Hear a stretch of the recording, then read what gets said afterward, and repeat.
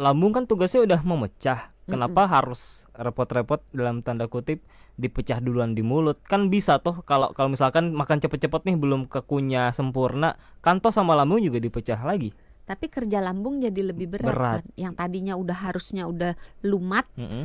sampai di lambung, misalnya wortel yang Mm-mm. tadinya gede-gede, Mm-mm. nyampe di lambung udah hampir setengah bubur.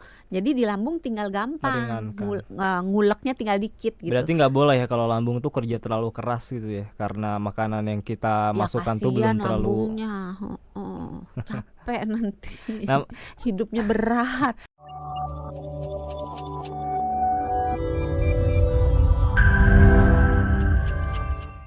habis kekenyangan, udah kekenyangan makannya cepet-cepet, aduh Heeh. double tuh ya. Iya. Tadi kan Terus untung nggak langsung baring. ah kalau Kalau langsung langsung baring baring double. bisa jadi asam lambungnya naik ke atas. Emang kenapa sih dok nggak boleh makannya tuh cepet-cepet? Kenapa dok? Emang Udah bakalan makan bakalan dah. cepet-cepet, udah kekenyangan, udah baring gitu kan. Terus Mm-mm. pakai ikat pinggang kenceng Waduh, banget gitu. Terus mana perutnya gendut. Nah, waduh. itu udahlah itu. Semakin dekat menuju ke penyakit yang namanya GERD. Oh kalau sering makan cepet-cepet bisa kena GERD. Bukan cuma cepet-cepet, Mm-mm. tapi cepet-cepet kekenyangan berbaring. Kenapa kok bisa jadi larinya ke GERD dok? GERD itu sebenarnya adalah penyakit di mana asam lambung dan sebagian isi lambung bergerak dari arah lambung menuju ke arah mulut. Jadi Mm-mm. dia naik ke atas, nggak ada Mm. naik ke bawah ya, naik ke atas menuju ke arah mulut. Nah, hal ini bisa terjadi karena lambungnya diisi terlalu penuh atau ada dorongan dari area sekitar lambung, misalnya perutnya buncit atau mungkin ibu hamil atau posisinya dia tidur sehingga isi perutnya dalam tanda kutip bisa tumpah sedikit. Karena kalau dia duduk tegak kan lambungnya di bawah. Mm-mm. Isi lambung kan bentuknya kayak cairan gitu. Nah, hukum cairan kan akan menempati tempat yang paling bawah Bawah. kan. Nah, kalau kita berdiri maka dia susah bergerak ke atas. Tapi kalau dia tiduran, apalagi kalau ruku, membungkuk, itu akan lebih mudah tumpah dalam tanda kutip. Ngerti. Ya kan? Karena secara hukum gravitasi cairan akan bergerak menuju ke Bawah. bawah. Nah, kalau misalnya mau terhindar dari GERD, ya tapi tadi yang selain isi lambungnya terlalu penuh, bisa juga terjadi karena katupnya antara bagian selang makanan yang menghubungkan mulut dan lambung itu di katupnya itu lemah. Mm-mm. Jadi secara natural, secara alami Tuhan itu menciptakan manusia luar biasa. Jadi antara bagian bawah pipa saluran dari mulut ke lambung itu dikasih katup. Tujuannya apa? Kalau kita membungkuk habis makan, makanannya nggak tumpah, kita nggak muntah gitu. Nah, pada beberapa orang katup ini lemah. Misalnya kalau kebiasaan merokok atau kebiasaan minum alkohol atau makan beberapa jenis makanan tertentu itu bisa melemahkan katup Katup. ini. Kalau katupnya lemah, maka isi lambung mudah bergerak ke atas. Kalau dia bergerak ke atas, jadilah penyakit GERD. GERD. Kalau dia sering, lebih dari 2 kali seminggu. Tapi kalau cuma sekali-sekali, misalnya pas lagi ditraktir sama temen, terus kekenyangan gitu, atau habis AIC, habis makan all you can eat, terus kekenyangan sekali-sekali aja, itu namanya asam lambungnya naik. Tapi belum penyakit. Tapi ketika naiknya itu menjadi rutin, GERD lah. maka jadi GERD. Tadi kan dokter bilang kalau makannya mindful, misalkan katakanlah 20 menit, kan jarang ada yang kekenyangan ya. Berarti kekenyangan itu biasanya efek dari orang-orang yang sering makan cepet gitu, mungkin kurang lebih ya, kemungkinan condongnya. Harus disertai dengan penuh dan lambungnya asam.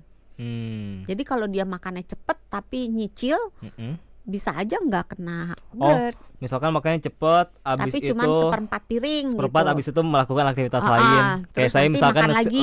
kayak misalkan saya lagi Nyicil siaran kan nih itu ya, judulnya kan. nyicil kan. Ini mau ngomong dulu, abis itu makan. Sekarang itu. ngomong dulu ayo.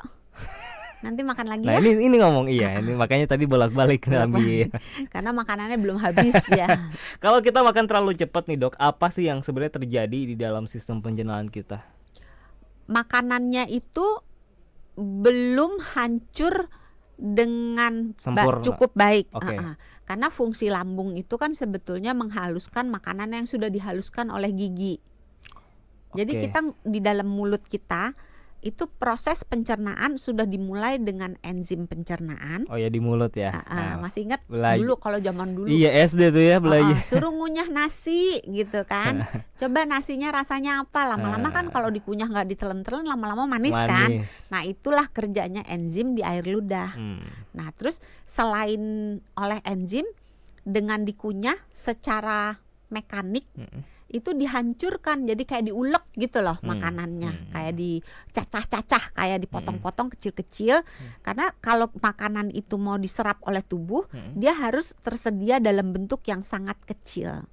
Jadi udah tinggal diserap udah gampang gitu. Kalau nasinya masih gede-gede nggak bisa dipecah oleh enzim, jadi dia secara mekanis harus diulek gitu, diperes-peres, dihaluskan. Nah, terus bercampur dengan enzim pencernaan baru bisa diserap. Tadi kan kata dokter lambung tugasnya adalah untuk memecah juga kan. Makanya lambung kan suka melakukan itu kan kontraksi. Lambung kan tugasnya udah memecah. Kenapa harus repot-repot dalam tanda kutip dipecah duluan di mulut? Kan bisa toh kalau misalkan makan cepet-cepet nih belum kekunyah sempurna, kan toh sama lambung juga dipecah lagi. Tapi kerja lambung jadi lebih berat. Kan? Yang tadinya harusnya udah lumat sampai di lambung, misalnya wortel yang tadinya gede-gede nyampe di lambung udah hampir setengah bubur. Jadi di lambung tinggal gampang, nguleknya tinggal dikit gitu. Berarti nggak boleh ya kalau lambung tuh kerja terlalu keras gitu ya, karena makanan yang kita masukkan tuh belum terlalu capek nanti. Hidupnya berat. Nah, kalau apa yang bakal terjadi dok kalau kita makan cepat-cepat belum terkunyah secara baik, secara lumat, terus udah masuk ke lambung? Intinya kalau untuk ke GERD perhatiannya itu lebih ke volumenya terlalu banyak, terus lebih ke jenis makanannya itu yang asem, yang pedes, yang terlalu banyak rempah, yang terlalu banyak minyak, yang terlalu banyak soda, banyak ya, terlalu banyak kafein dan beralkohol. Nah, termasuk makanan-makanan yang difermentasi yang sifatnya asam.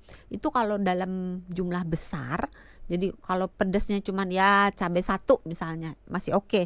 Tapi anak zaman sekarang kan kalau makan ya cabenya itu 1 genggam gitu. Jadi kasihan perutnya, itu bisa berujung pada peningkatan asam lambung. Kemudian peningkatan asam lambung itu kalau dia banyaknya di lambung, itu dia bisa jadi sakit emah.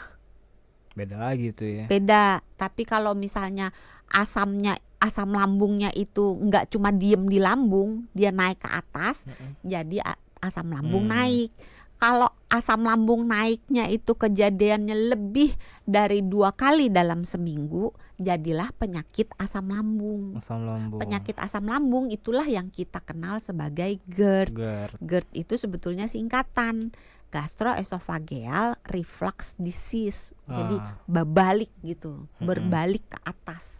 Jadi kalau kita ngomongin makan cepat, sebenarnya kita lagi ngomongin soal GERD juga ya. Karena apakah efeknya hanya di GERD makan saja? Cepatnya sih, tapi lebih ke jumlahnya. Kalau dia kekenyangan, dia jenis makanannya buruk, apalagi kalau dia pada dasarnya sudah gemuk, terus pakai bajunya suka yang ketat-ketat, terutama di area pinggang, terus suka habis kenyang baring. Nah itu yang jadi sebenarnya ada hal-hal lain yang perlu diperhatikan selain makan cepat juga itu tadi ya. Jangan sampai kekenyangan. Terus kalau makan cepat aja, tapi dia misalnya makannya nggak pedes, nggak asem, itu pantangannya yang tadi itu nggak sebenarnya nggak apa-apa juga ya. Bukan nggak apa-apa juga.